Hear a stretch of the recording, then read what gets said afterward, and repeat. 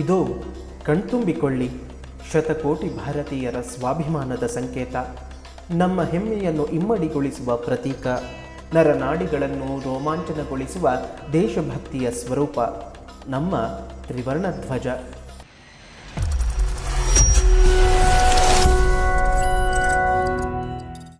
ಈ ಧ್ವಜ ಕೇವಲ ಬಟ್ಟೆಯಲ್ಲ, ನಮ್ಮ ಶೌರ್ಯಗಾಥೆಯ ಮೂಕ ಸಾಕ್ಷಿ, ಅಸಂಖ್ಯ ವೀರ ಶೂರ ಧೀರರ ತ್ಯಾಗದ ಪ್ರತಿಬಿಂಬ, ಅನೇಕ ವರ್ಷಗಳ ಸ್ವರಾಜ್ಯ ಹೋರಾಟದ ಹೆಗ್ಗುರುತು. ಪ್ರತಿ ವರ್ಷದ ಶ್ರಾವಣ ಕೇವಲ ಶ್ರಾವಣವಲ್ಲ, ನಮಗದು ಸ್ವಾತಂತ್ರ್ಯ ಶ್ರಾವಣ. ತಾಯಿ ಭಾರತಿಯು ದಾಸ್ಯದ ಕಗ್ಗತ್ತಲಿನಿಂದ ಬೆಳಕಿನೆಡೆಗೆ ಸಾಗಿ ಬಂದ ಹಾದಿಯ ಸಿಂಹಾವಲೋಕನ. ನಮ್ಮ ತ್ರಿವರ್ಣ ಧ್ವಜ ತನ್ನದೇ ಘನ ಇತಿಹಾಸ ಹೊಂದಿದೆ. ಸ್ವಾಮಿ ವಿವೇಕಾನಂದರ ಶಿಷ್ಯೆ ಭಗಿನಿ ನಿವೇದಿತಾ ಅವರು ಭಾರತದ ಬಂಧಮುಕ್ತಿಗಾಗಿ ಶ್ರಮಿಸಿದ್ದರು. 1904ರಲ್ಲಿ ಹಳದಿ ಮತ್ತು ಕೆಂಪು ಬಣ್ಣದ ವಜ್ರಾಯುಧ ಹಾಗೂ ಬಿಳಿ ಕಮಲದ ಕುರುಹುಗಳಿದ್ದ ಮೊದಲ ಧ್ವಜವನ್ನು ವಿನ್ಯಾಸಗೊಳಿಸಿ ದೇಶದ ನಾನಾ ಭಾಗಗಳಲ್ಲಿ ಸ್ವರಾಜ್ಯದ ಜಾಗೃತಿ ಮೂಡಿಸಿದ್ದರು. 1906ರ ಸ್ವದೇಶಿ ಚಳವಳಿಯ ಸಮಯದಲ್ಲಿ ಸಚೀಂದ್ರ ಪ್ರಸಾದ್ ಬೋಸ್ ಮತ್ತು ಹೇಮಚಂದ್ರ ಕನುಂಗೋ ಅವರು ರೂಪಿಸಿದ ತ್ರಿವರ್ಣ ಧ್ವಜವನ್ನು ಮೊದಲ ಬಾರಿಗೆ ಕಲ್ಕತ್ತಾದಲ್ಲಿ ಹಾರಿಸಲಾಯಿತು. ನಮ್ಮ ತ್ರಿವರ್ಣ ಧ್ವಜದ ಕಥೆ ಸಾಗರದಾಚೆಯೂ ಹಬ್ಬಿಕೊಂಡಿದೆ.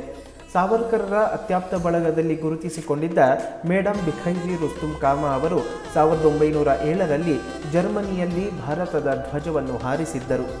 ಅದು 1857ರ ಸ್ವಾತಂತ್ರ್ಯ ಸಂಗ್ರಾಮದ ಸುವರ್ಣ ಮಹೋತ್ಸವದ ಸಂದರ್ಭವಾಗಿತ್ತು.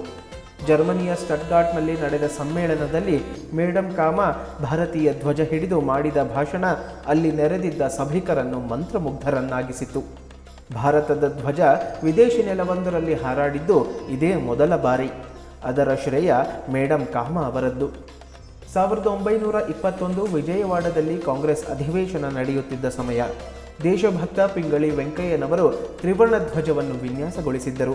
ಗಾಂಧಿ ಅವರ ಸಲಹೆಯ ಮೇರೆಗೆ ಸ್ವಾವಲಂಬನೆಯ ಸಂಕೇತವಾಗಿ ಮಧ್ಯದಲ್ಲಿ ಚರಕವನ್ನು ಅಳವಡಿಸಲಾಗಿತ್ತು. ನಂತರ 1931ರಲ್ಲಿ ಅಂದಿನ ಭಾರತೀಯ ರಾಷ್ಟ್ರೀಯ ಕಾಂಗ್ರೆಸ್ ಅಧಿಕೃತವಾಗಿ ಕೇಸರಿ, ಬಿಳಿ ಮತ್ತು ಹಸಿರು ಬಣ್ಣಗಳ ಮಧ್ಯೆ ಚರಕ ಹೊಂದಿದ್ದ ಧ್ವಜವನ್ನು ಅಳವಡಿಸಿಕೊಂಡಿತು. ಇದೇ ಧ್ವಜ ಮುಂದೆ ನಮ್ಮ ರಾಷ್ಟ್ರಧ್ವಜಕ್ಕೆ ಮೂಲ ಅಡಿಪಾಯವಾಯಿತು.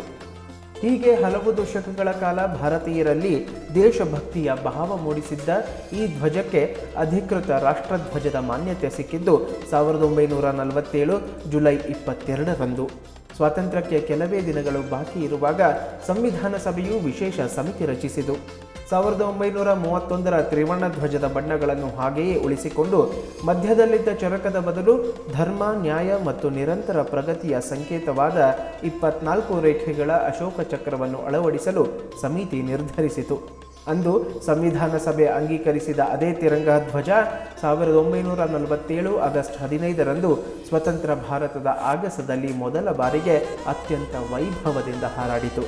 ತ್ಯಾಗಕ್ಕೆ ಕೇಸರಿ, ಶಾಂತಿ ಸತ್ಯಕ್ಕೆ ಬಿಳಿ, ಸಮೃದ್ಧಿಗೆ ಹಸಿರು ಮತ್ತು ನ್ಯಾಯಸಮ್ಮತ ಆಡಳಿತಕ್ಕೆ ಅಶೋಕ ಚಕ್ರ, ಇದುವೇ ನಮ್ಮ ರಾಷ್ಟ್ರಧ್ವಜದ ಸಂಕೇತ. ಕೋಟ್ಯಾಂತರ ಜನರ ಆಶೋತ್ತರಗಳನ್ನು ತನ್ನ ಒಡಲಲ್ಲಿ ಇಟ್ಟುಕೊಂಡಿರುವ ನಮ್ಮ ರಾಷ್ಟ್ರಧ್ವಜ ಇಂದು ಪ್ರತಿಯೊಬ್ಬ ಭಾರತೀಯನ ಸಾರ್ವಭೌಮತ್ವ ಮತ್ತು ಗೌರವದ ಸಂಕೇತವಾಗಿದೆ. ಸ್ವರಾಜ್ಯದ 80 ಸಂವತ್ಸರಗಳ ಈ ಸಂದರ್ಭದಲ್ಲಿ ನಮ್ಮ ರಾಷ್ಟ್ರಧ್ವಜದ ಈ ಮಹಾನ್ ಪರಂಪರೆಯ ಸ್ಮರಣೆಯಾಗಲಿ, ಇದರ ಮಹತ್ವವು ಮತ್ತಷ್ಟು ವ್ಯಾಪಿಸಲಿ. ಭಾರತ್ ಮಾತಾ ಕಿ ಜೈ.